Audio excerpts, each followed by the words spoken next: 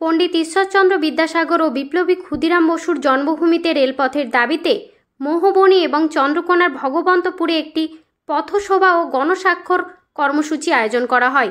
তথ্য ও সংবাদে সুজয় পাঁজা, সংবাদ পাঠে আমি পায়েল মান্না পাঁজা, ঘাটাল বার্তা। জয় জগন্নাথ। আমি নিতাই মাইতি, বিদ্যাসাগর রেলপথ মিশনের সভাপতি চন্দ্রকোনা। আজ আমাদের পাঁশকুড়া থেকে চন্দ্রকোনা রোড যে রেল লাইনটি গড়ে উঠানোর জন্য আমরা দাবিপত্র বহু জায়গায় আমরা মিটিং করে আসছি। আজকে আমরা এসে পৌঁছেছি ভগবন্তপুর, যেটা আমাদের চন্দ্রকোনার পাশাপাশি ভগবন্তপুর বলে একটি জায়গা আছে। তো আমরা সেই জায়গায় আজকে এসে পৌঁছেছি। আমরা বহু মানুষকে একত্রিত করেছি। আগামী দিন আমরা এই আন্দোলনকে আরো জোরালোভাবে তুলে ধরব।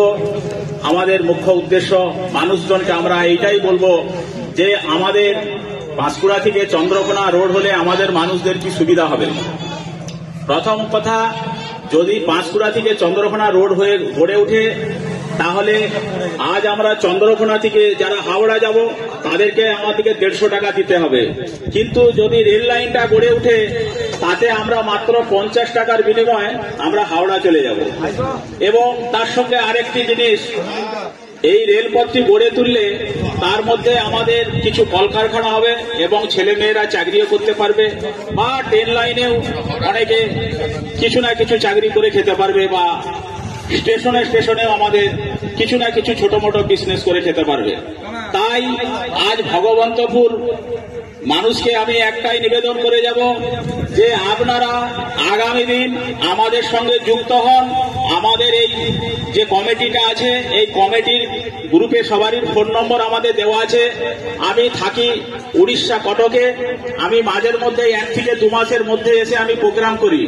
গত জানুয়ারি 21-এ আমাদের দীপক অধিকারী দেববাবু এসেছিলেন আমাদের মোহবনী একটি স্কুলে। ওনার 75 বছর পূর্ণ হয়েছিল, তাই উনি এসেছিলেন। আমি কটক থেকে রাত্রি 3টের সময় গাড়ি নিজে ড্রাইভিং করে আমি এসে পৌঁছেছিলাম আমার ঝাংরা অঞ্চলে আমার বাড়িতে আমার ছেলে বাচ্চাদেরকে এনেছিলাম। এনে ওনার দিকে বাড়িতে পৌঁছে আবার আমি গেছিলাম মোহবনী। সেইখান থেকে রাত্রি 9টার সময় দেববাবুর সঙ্গে কথা বলে 9টার সময় আমি বাড়ি ফিরে আসি। তাই আপনার দিকে বলছি, আপনারা যে বাসায় আছেন, আমাদের চন্দ্রকোনা বলুন, ঝাগড়া বলুন, বা আমাদের এই ভগবন্তপুর বলুন, বা আশেপাশে যারা গ্রামে আছেন, আপনারা এগিয়ে আসুন। এই যে রেল লাইন, আমার যতটা দায়িত্ব আপনাদের তার চেয়ে বেশি দায়িত্ব। কারণ আমি যদিও উড়িষ্যায় এখন থাকছি, তবুও আপনাদের জন্য আমি ছুটে আসছি। কিন্তু আপনারা আমাদের সঙ্গে ছুটে এসে আমাদের এই যদি হাতের মুঠো শক্ত করে ধরেন, তাহলে আমরা আন্দোলনটাকে আরো তীব্র গতিতে নিয়ে যাব। আগামী দিন যদি আমরা সরকারের কাছ থেকে কোনো কিছু না পেলাম, তাতে আমরা পথ অবরোধ করব। আপনার দিকে আমরা এইটাই অনুরোধ করে যাচ্ছি। আমাদের ফোন নম্বর দেওয়া আছে, আপনারা আমাদের সঙ্গে কন্ট্যাক্ট করুন। আমরা কিছুদিনের মধ্যে আমরা পথ অবরোধ করতেও যাব, যাতে আমাদের কেন্দ্র বা রাজ্য আমাদের কথা শুনে। যদি তাতেও না হয়, তার আমরা পরবর্তী রাস্তা বের করব। সেটা আপনারা জানেন নিশ্চয়ই যে আমরা যেভাবে আমাদের যে ক্ষুদিরাম বসু এবং বিদ্যাসাগর, পণ্ডিত ঈশ্বরচন্দ্র বিদ্যাসাগর, ক্ষুদিরাম বসু আজকে দেশের জন্য নিজে বলিদান দিয়ে গেছেন, ভারতকে স্বাধীন করে দিয়ে গেছেন। আজকে উনি যদি ভারতকে স্বাধীন না করতেন তাহলে কিন্তু আমরা এইরকম ভাবে শান্তিতে বসবাস করতে পারতাম না। এবং পণ্ডিত ঈশ্বরচন্দ্র বিদ্যাসাগর উনিও আমাদেরকে বর্ণ পরিচয় শিখিয়ে দিয়ে গেছেন। আজকে ওনার পড়াশোনা ওই বর্ণ পরিচয় শিখে মানুষ আজকে দেশ থেকে বিদেশে, আজ আমেরিকা, লন্ডন, প্রত্যেক জায়গায় মানুষরা আছেন। তাই প্রত্যেককে আমার একটাই বিনীত অনুরোধ, আপনারা প্রত্যেকেই একত্রিত হন। আমাদেরও কাজকর্ম আছে, আমরাও ছেড়ে এসেছি।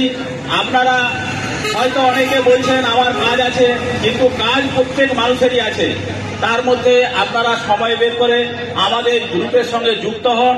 আগামী দিন আপনারা রাস্তায় রাস্তায় অবরোধ করুন, রাস্তায় এবং গ্রামগঞ্জে ছোট ছোট আপনারা পকেট মিটিং করুন, যাতে আমাদের এই রেল লাইনে যে আমরা মিটিংটি করছি তাতে যেমন সরকারের কানে যায়, রাজ্য সরকার বা কেন্দ্র সরকার তারা যেন জানতে পারে যে পাঁশকুড়া থেকে চন্দ্রকোনা দুই প্রান্তে দুই মহা ব্যক্তি আছেন, পণ্ডিত ঈশ্বরচন্দ্র বিদ্যাসাগর এবং মহোবনীতে যিনি আছেন ক্ষুদিরাম বসু।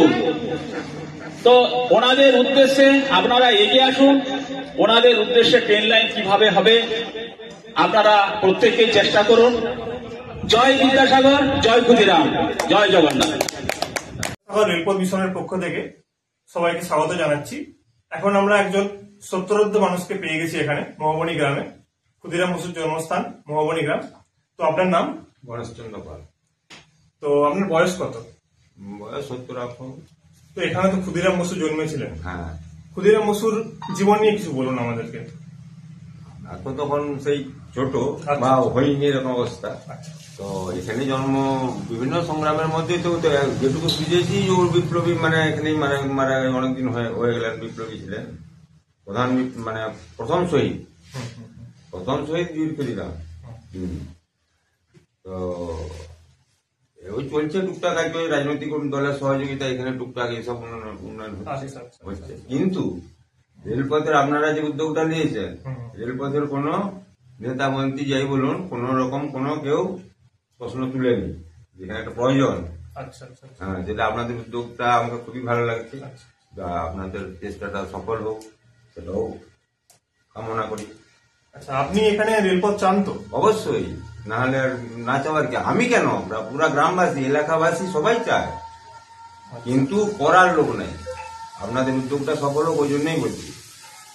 যে এই বয়স্ক মানুষটি এখানে বসে আছেন, আমরা বিদ্যাসাগর রেলপথ মিশন চাই যে উনি ওনার জীবদ্দশায় এখানে রেলপথ দেখে যান। তো আপনাকে আরো একটা প্রশ্ন করি, যে এখানে তো ক্ষুদিরাম বসু জন্মেছেন, তো এখানে মানে এই যে স্বাধীনতার 78 বছর হয়ে গেছে, 78 বছর কমপ্লিট হয়ে গেছে। তো আমরা স্বাধীনতা পেয়েছি 1947 সালে। ভারতের স্বাধীনতা সংগ্রামের একজন প্রথম দিককার শহীদ ক্ষুদিরাম বসু, তার জন্মস্থানে আজও রেল নেই, মানে এটাতে আপনাদের দুঃখ লাগে না? দুঃখ তো বটে। এছাড়া বিদ্যাসাগর যে জন্মস্থান, যেখান থেকে আমাদের শিক্ষার উৎপত্তি, সেখানেও তো রেলপথ নেই। কিন্তু এর জন্য কোন মানে এই 78 বছরের সরকারি ব্যবস্থায় কিন্তু কোনো প্রচেষ্টা নেই, সরকারি ভাবে নেই। এবার আপনারা নিয়েছেন, এটা তো মানে এত ভালো জিনিস আর কিছু নেই। তো যদি রেলপথ আসে, হ্যাঁ, আপনি আনন্দ পাবেন তো? অবশ্যই, আমি এখানে পুরো গ্রামবাসী পাবো, এলাকাবাসী। আচ্ছা আচ্ছা আচ্ছা। সাইডে যদি এখানে আসে, পুরা এলাকার মানে গ্রামবাসী সবাই উপকৃত হবে এবং আনন্দিত হবে। উপকৃত ভালোভাবেই হবে। আমাদেরকে এখন খড়গপুর না অতিবৃষ্ট মানে খুব না যেতে হয়, রোড যেতে হয়, কিন্তু আমাদের ম্যাক্সিমাম লোক আমাদের খড়গপুরে যে ট্রেন ধরতে হয়। কিন্তু এটা হয়ে গেলে অনেক, খড়গপুর না দিয়ে আমরা যদি ঘরে বসে পেয়ে যাই, তার চেয়ে আনন্দের জিনিস, সুখের জিনিস কি আছে? তো এটাই যে গণেশবাবু যেটা বললেন, যে এনার মনের ইচ্ছা পূর্ণ হোক, মহাবনীতে রেল আসুক, এটাই চাই। সকলকে ধন্যবাদ, নমস্কার।